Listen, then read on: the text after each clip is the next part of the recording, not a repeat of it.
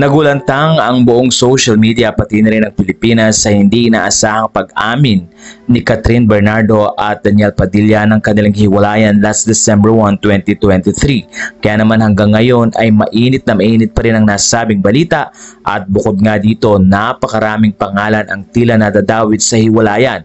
Mas nababash ngayon si Daniel Padilla dahil may mga taong nalilink sa kanya at sinasabing dahilan ng breakup. Marami ring mga kwento ngayon ang lumalabas na tila na-involve daw si Daniel sa iba't ibang babae at maraming cheating issues daw. Pero sa kabila ng nasabing mga post na ito, nananatiling tahimik si Daniel at Catherine.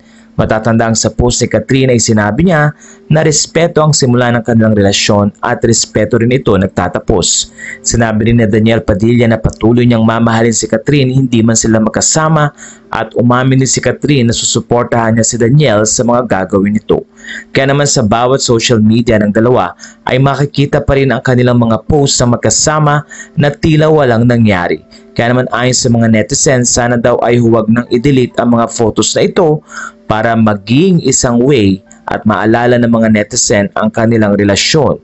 Ayon na rin sa mga fans ng Katniel, mananatili nilang susuportahan ng dalawa anuman ang nangyari, nagkahiwalay man ito. Dahil sa loob ng 11 years ay maraming magagandang bagay ang pinagsamahan ng dalawa at ito nga daw ay karapat-dapat lang suportahan.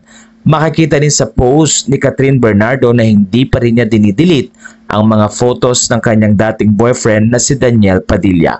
Patuloy lang ito na naging maayos ang kanilang paghihiwalayan at tanging ang mga balita lamang sa social media at mga tao ang tila nagpapalala ng sitwasyon. Sa puntong ito ay tanggap na ni Catherine at Daniel ang kanilang separate ways pero tila marami nga ang umaasa pa rin na sana daw ay magkabalikan ng dalawa. But for now, importante sa mga netizen at fans na makitang magkasama pa rin sila sa social media at hindi nga dinidelete ang mga photos na ito. Patunay na meron pa rin silang pagmamahal sa isa't isa at suporta sa kanilang mga career.